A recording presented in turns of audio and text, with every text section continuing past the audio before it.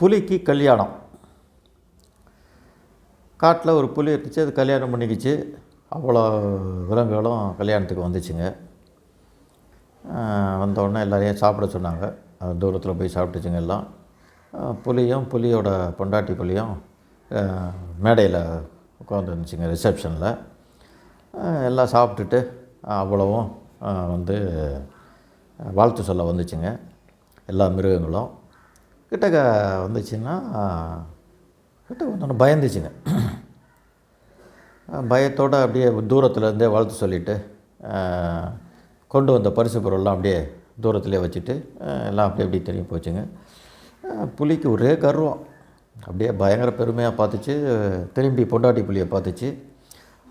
பொண்டாட்டி புலிக்கும் பயங்கர இது என்னென்னா, தான் புருஷன் வந்து அவ்வளோ பயமுறுத்தி வச்சுருக்காரு பாரு அப்படின்னு ஒரு பெருமையாக இருந்துச்சு. இந்த நேரத்தில் டக்குன்னு ஒரு பூனை டக்குன்னு ஏறி மேடைக்கு வந்து கிட்டக்க வந்துடுச்சு. கிட்டக்க வந்து கையை கொடுத்து வாழ்த்துக்கள் அப்படின்னுச்சு.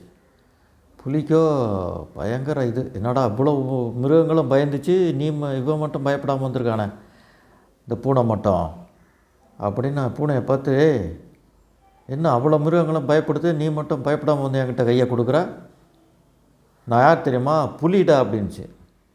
உடனே பூனைக்கு ஒரே சிரிப்பு, பயங்கர சிரித்தோடனே புலி கட்டுச்சு, நான் சொன்னதுக்கு பயப்படாமல் சிரிக்கிறேன் அப்படின்னா, நானும் கல்யாணத்துக்கு முன்னாடி புலி தான் அப்படின்னு சொல்லிவிட்டு ஒரே ஓட்டம். ஷாக்காக பார்த்துச்சு. அப்படியே திரும்பி பொண்டாட்டியை பார்த்த புலியை பார்த்தா இப்போ அது பெருமையாக பார்த்துக்கிட்டு இருக்கு. ஏன்னா கல்யாணத்துக்கு அப்புறம் நம்ம புருஷனும் புலி வந்து பூனை ஆயிடுவார் அப்படிங்கிற மாதிரி பார்த்துச்சு. மற்ற மிருகங்களுக்கெல்லாம் ஒரே சிரிப்பு.